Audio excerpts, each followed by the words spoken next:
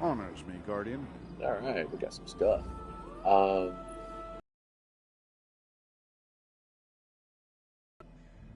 I need enhancement prisms. And unfortunately, those only happen for those. Nice. Yeah, still spending the shards as I get them.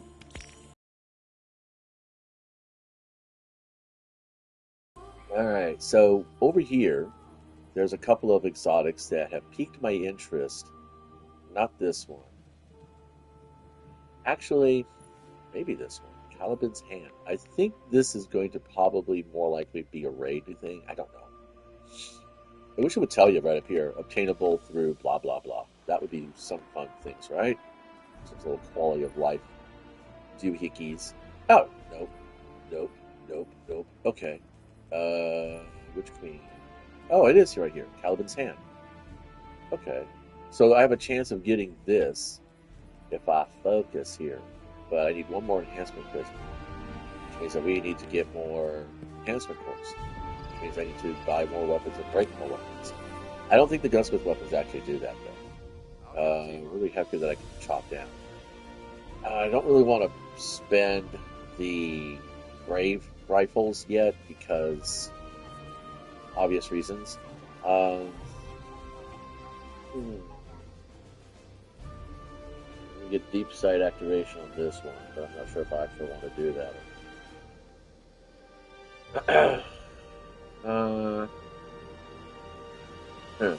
Okay. Well, let's go ahead and grab the gunsmith stuff. I haven't really been doing much of the bright dust farm this week. I just kind of feel like it's not really going to be worth it. Okay, we have bows, hand cannons, rocket launchers, and stasis.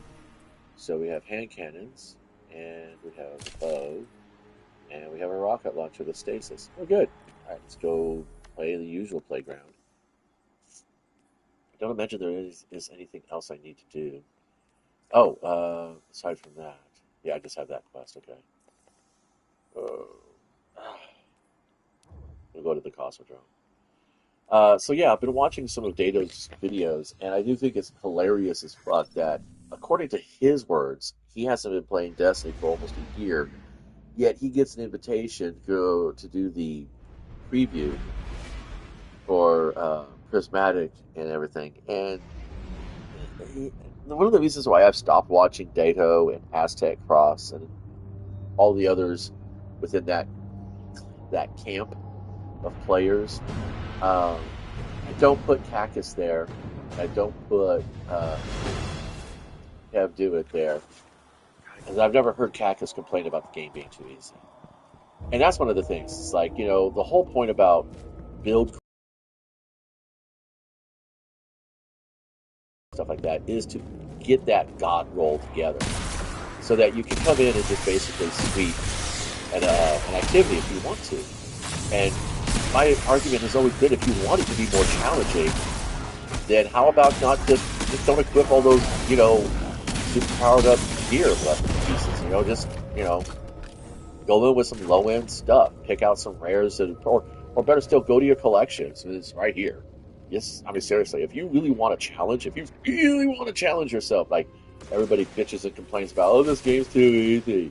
Everything's too easy to do. Well, yeah, if you're running in with trials weapons and raid weapons at depth levels and maxed out, masterwork shit, obviously it's going to be easy.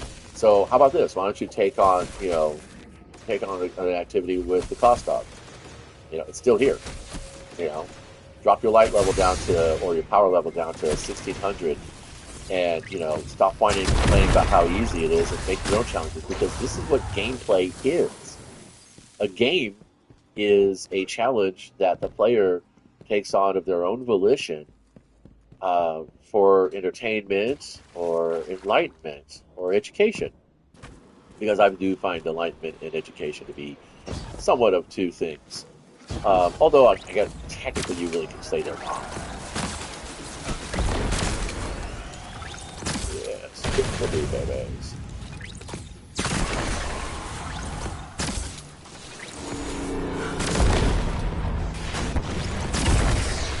So, Yeah, watching his video, I only got about halfway through when he started pissing and whining about how legendary bows seem to be really easy with prismatic and becoming, they call it incandescent, something like that. Basically, it's a state, Guardian's power state that allows you to get a special grenade, kind of like a secondary super.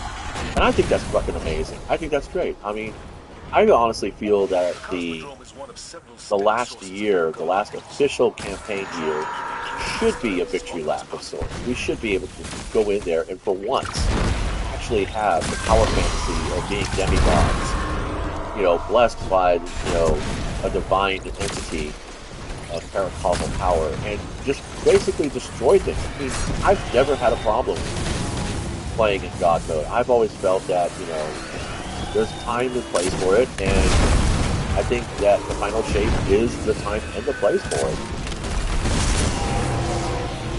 Now, on the converse, when I play role-playing games or tabletop board games, I don't cheat. You know, I'll actually even raise the stakes, make it more difficult for myself as possible, simply just to make sure that, you know, I'm fighting a challenge that seems to be a bit more engaging. Case in point is that way back in the late 90s, early 2000s, there was a magazine for tabletop card-playing games, trading card games as they were called Inquest. And it was one of my favorite magazines, actually. They did a Magic the Gathering card review, which would rate all these cards. And back, this was, like I said, this was all way back in the time where there was internet, but it was not as prevalent as it is now. I mean, publications were how most of us got our metadata, if you will. And then, of course, you know, just actually going to the shops and playing fucking games. Damn, they were fun to play. Anyway, different crowd then, too, made it worthwhile. Nowadays, it's kind of like everything's a competition. Everybody's focusing on training for the next tournament, and there's no more narrative play or league play, unless, you know, you've got that little group of friends that wants to actually do that. So that's kind of difficult for me to maintain anymore these days because I just really don't have the patience. I have a small number of acquaintances and a few small gaming groups that I'll engage with throughout the year. But for the most part, I enjoy single-player games. I enjoy saying that, okay, well, it says here that I can heal my character in this turn, but I'm not going to. I'm not going to do that. I'm going to go ahead and decline the heal and see if I can push my luck a little bit or something else. And I like games that allow you to do that. You know, there's nothing like that in Destiny. I mean, you can decline the heal technically in a passive way by pouring your points into, say, wow, I got way too much. I don't know what I did. That was for Mayhem last week. We want some ability here, babies. Yes, thank you very much. That's good. Okay, we got it. So, you know, like for instance, doing this lost sector. This is a zero threat thing. I'm only here, you know, getting calibration data for Banshee because it's fun, and I'm picking up some random XP or bright engram that maybe, you know, would be kind of interesting to get hold of. Maybe I'll get a cool shader I don't really own, or nice ghost, or I don't know, something else. I have been thinking about actually building a second hunter and playing it only hard mode, which means that I will be basically doing something like a gear Nuzlocke. For those of you unfamiliar with what a Nuzlocke is, it's a thing that happened during the earlier years of the Pokemon video game. And basically you only got to play with whatever you caught. You know, trade for the game's sake of trade was allowed, but other than that, you weren't allowed to like trade with other players, and you could only keep the 6 Pokemon in your team. Or you didn't box anybody, you sent them on their way.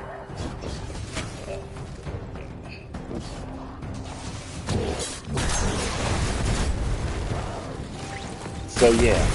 Oh, that's what I was talking about, Inquest. So Inquest Magazine. Anyway, there was an article written, I can't remember the name of the author, but it was called Deep IQ. guess that were to play on their own title. And what it was a series of tables. There was about 5 or 6 tables, and each table represented a different state of the board as the game progressed. And you played it with tokens and dice, and I thought that was a really cool idea. And so obviously the higher up the tables, the more difficult and more intense the effects were on your game. And so the win con for Magic the Gathering was to reduce your opponent to 20 life. And then there was alternate win cons that you could sets, like you win the game at 40 life, or you put this particular card in play, you win the game kind of situation, basically. But the primary win con is to complete your opponent of all his cards, hand and deck, well actually deck, all the cards on his deck, or take away his life total. So in the D by Q list of effects, card advantage was how many cards you had versus how many cards your opponent has. And that's oftentimes, strictly speaking, advantage by options. Then, of course, it's how many creatures you have in play versus how many creatures your opponents have in play. And of course, creatures deal damage to your opponent. There's also spells that deal direct damage. And things like that. But anyway, Inquest magazine did a really good job releasing this. And at the time, I just kind of, passed it over. I think I sold my entire library of magazines to pay some bills. Yeah. But anyway, the article is still out there. You can still find it. And some Redditors have gone and updated it for more contemporary decks. So the point is that you can make it as difficult or as easy to play against, depending on where you want to start your game on the tables. I don't recommend starting on table 3. And the ones that everybody else has come up with have also done certain things. So now I have made my own as well. And it's actually kind of fun because mine's based on how many turns you've actually played. By turn 5, somebody's going off, either yourself or your opponent going off, meaning that your win condition is now fully manifesting, and your opponent has maybe 1 or 2 turns to shut you down before, shit hits the fan. So yeah, when playing Destiny, if you feel the game's getting too easy for you, change it up a little bit. Play something off meta. Play something that is below the expected standards. Go in at low power.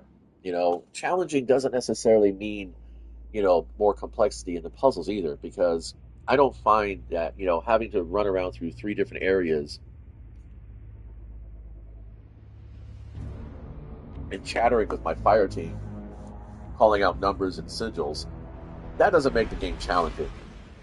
All that's going to prove to me is that the majority of the players in Destiny really don't want to play with other people.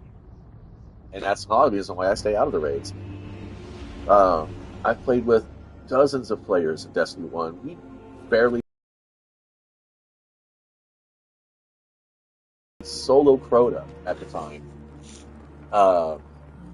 He couldn't talk on the mic after a certain hour in the evening. And we still did massive amounts of fucking activities with him. Never had any problems. So, back in the day when, Destiny was built for the players, I don't know who it's built for now. I think it's built for the influencers.